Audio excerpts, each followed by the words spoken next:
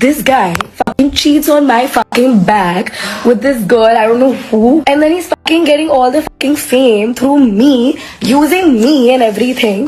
मतलब मैं क्या ही बोलूं भाई, तुम ऐसे बंदों को लिटरली सपोर्ट करते हो ना, ऐसे ही बंदे ना लड़कियों की जिंदगी खराब कर देते हैं, एंड दैट्स अ फैक्ट। तो दीक्षा गुलाटी और उदित राजपूत एक पॉपुलर इंस्टाग्राम क्रिएटर कपल थे जो red flag versus green flag, toxic boyfriend jokes and on screen argument से लेकर एक सर्टेन टाइप का कंटेंट क्रिएट किया करते थे। एंड लास्ट 1 ईयर से दोनों का रिलेशनशिप है एंड अकॉर्डिंग टू दीक्षा उनके पेरेंट्स मिल चुके हैं, उनके फ्यूचर प्लान्स थे। तो इन शॉर्ट सब कुछ काफी सीरियस चल रहा था, लेकिन अभी रिसेंटली दीक्षा अपने इंस्टाग्राम पर लाइव आती हैं और कुछ ऐसा बोलती हैं यहाँ पर न सिर्फ वो उदित पर चीटिंग के एलिगेशंस लगा रही होती हैं, बल्कि और भी काफी कुछ बोलती हैं एंड कंट्रोवर्सी ना पूरी यहीं से एक्सप्लोड होती है। सो दीक्षा ने लाइव पर आकर ये बताया कि कैसे उदित ने उनके एक फ्रेंड से ये कहा है that they were on break, तो इसीलिए उन्होंने चीट किया। जिस पर दीक्षा ने रिप्लाई में कहा कि 1 साल के रिलेशनशिप में वो कभी ब्रेक पर थे ही नहीं। तो यही जो चीटिंग या मिसअंडरस्टैंडिंग वाली चीज वो पोर्ट्रे करना चाह रही थी, वो बताते बताते वो काफी इमोशनली ब्रेक डाउन हो जाती हैं। जिसके बाद वो ये बताती हैं कि कितना सीरियस था ये रिलेशनशिप, क्योंकि उन्होंने उदित को अपने पेरेंट्स से मिलवाया था एंड मेंटली वो ऑलरेडी वल्नरेबल थी। अब देखो इन दोनों का जो कंटेंट होता है ना, उसको लोग पहले से ही क्वेश्चन करते आ रहे हैं एंड इसको लेकर वो इन दोनों को ही रेड फ्लैग बोलते हैं। तो अभी जो ये सब कुछ हो रहा है ना, इसको लेकर भी काफी सारे लोगों का ओपिनियन काफी डिवाइडेड है। लेकिन हाँ, यहाँ पर दीक्षा की मेंटल हेल्थ अफेक्ट हो रही है, इसको भी लोग पॉइंट आउट कर रहे थे, क्योंकि जब दीक्षा अपने लाइफ पर आई थी ना, तो उन्होंने काफी सारी चीजें बताई कि कैसे यहाँ सेल्फ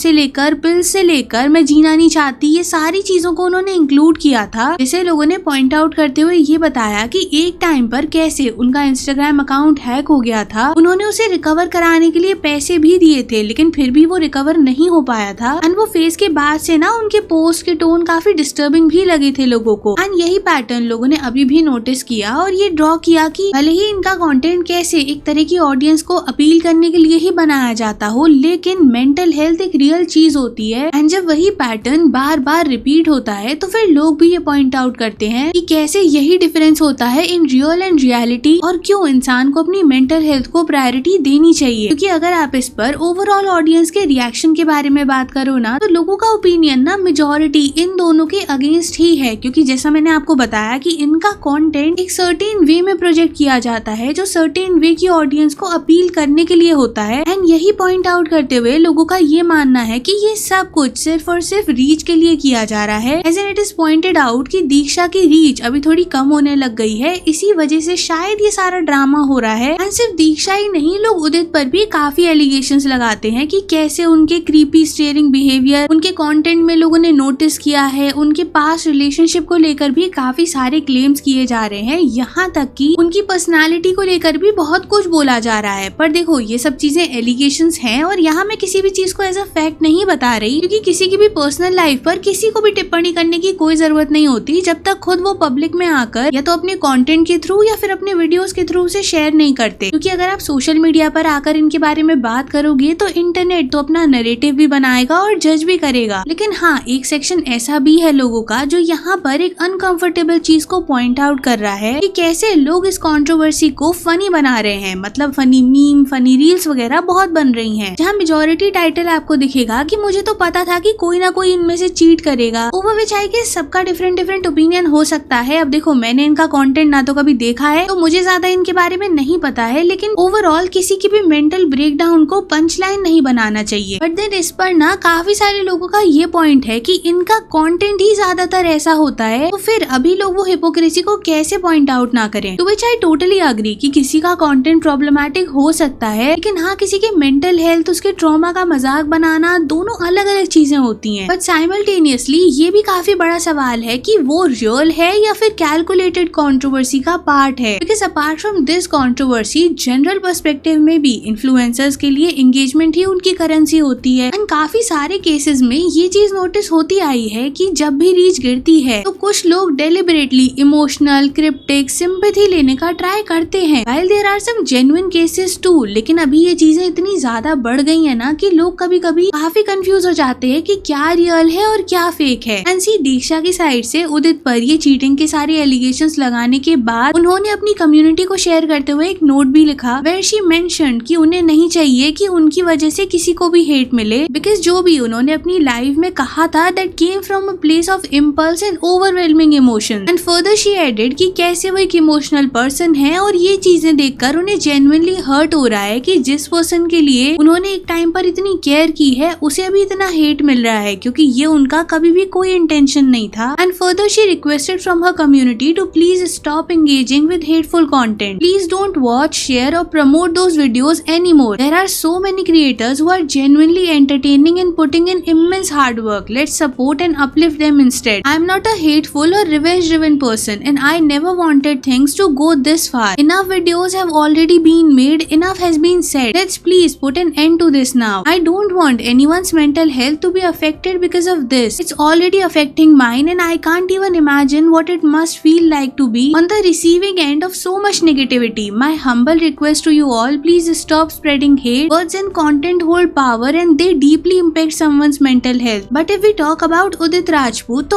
उनकी साइड से अभी कोई भी स्टेटमेंट नहीं आया, तो ये कंक्लूड नहीं किया जा सकता कि ये इग्नोरेंस गिल्ट है या फिर कॉइन का दूसरा साइड है जो अभी सामने नहीं आया है। नाउ कुछ रिएक्शंस के बारे में बात करते हैं। तो समवन कमेंटेड, इफ एक साल में you have tried to yourself because of your partner multiple times, your relationship is already doomed. तुम लोग ऐसे बंदे को सपोर्ट करते हो ना। Like girl, have you seen your own videos and why you got famous in the first place? Hypocrisy at peak plus blaming the audience, like what the hell? तो इसका कॉन्टेक्स्ट ये है कि दीक्षा ने ना अपने लाइव स्ट्रीम पर उदित के बारे में काफी सारी चीजें बोली थी एंड वहीं उन्होंने ये भी स्टेटमेंट बोल दिया था कि तुम लोग ऐसे बंदे को सपोर्ट करते हो, तो विच ऑडियंस टोटली डिसएग्री, क्योंकि उनका ये मानना है कि दोनों का ही कंटेंट प्रॉब्लमैटिक होता था एंड क्या सर्टेन वे से चीजों को प्रोजेक्ट करने का ट्राई किया जाता था, उसके बाद अभी आकर ऑडियंस को ब्लेम करना is a total hypocrisy. Now next reaction is, I always felt they were just an Instagram couple, anyone else felt the same, they are fake, it's so obvious. Now we talk about this fake speculation ना, तो देखो काफी सारे लोगों का अभी ये भी मानना है कि ये सारी चीजें क्या पता फेक नैरेटिव स्प्रेड करने के लिए की जा रही है, एंगेजमेंट रीच के लिए की जा रही है, जैसा अभी काफी सारे केसेस में लोगों ने ऑब्जर्व किया है। क्योंकि आप ये वाला कमेंट देखो ना, तो यहाँ भी यही पॉइंट आउट किया गया है that I thought it was just for the engagement that they both used to make content for. दोनों इरिटेटिंग इररिलेवेंट हैं। Even if he cheated they will be back in no time, because relevant भी तो रहना है। तो इसका context है कि दीक्षा के स्टोरी शेयर करने के बाद लोगों को ऐसा लगने लगा कि the way she is reacting now and the way she had reacted on her life, दोनों काफी ज्यादा डिफरेंट हैं और इसीलिए लोग पॉइंट आउट कर रहे हैं कि प्रोबेबली दोनों साथ आ जाएं दोबारा से और ये सब कुछ शायद एंगेजमेंट बढ़ाने के लिए ही किया गया हो। Honestly, it's ironic. She used to post reels about red flags and cheating and now it's happening to her. To which someone replied, it's sad too. Fake couple लगता था शुरू से ही, could be publicity stunt. बाकी तो अब आप लोग बताना मुझे कमेंट्स में कि आपको क्या लगता है कि ये रियलिटी है या फिर सब कुछ एक प्लान्ड एंगेजमेंट स्टंट है। तो drop your thoughts in the comment section. Video को लाइक कर देना, शेयर कर देना, चैनल को सब्सक्राइब करके नोटिफिकेशन जरूर से ऑन कर लेना एंड थैंक्स फॉर वॉचिंग।